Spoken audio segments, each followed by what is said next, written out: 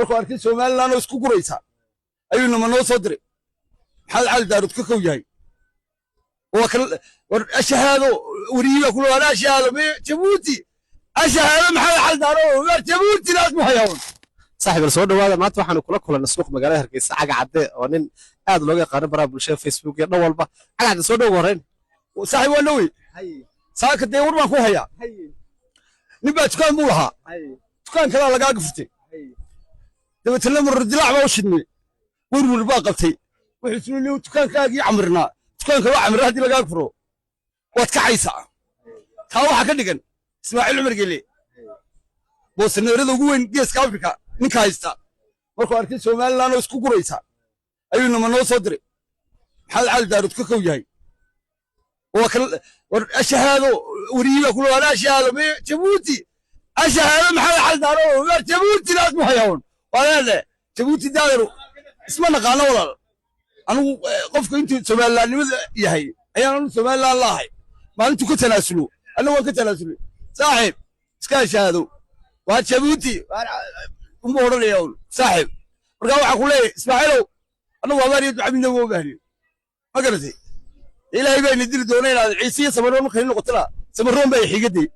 anigu xaga cadda oo weelo isaaqa ilaadan ciise iyo samaroon bay xigtaan sababtoo ah dad iyo dad baa naga dhaxeeya ciise maxaa naga dhaxeeya ma gaarisa ma la geerisa ma la aadar walay gati dalxiis bay ku yimaadaan iska noqdaan shinni la qabta shinni la yadir rabe ayaa meel idin ka baahan halka qabta ciise Soomaaliland xukum la aanay idin ladii caga caddo hadii lagu dhaahdo bal maanta magaalada Saylac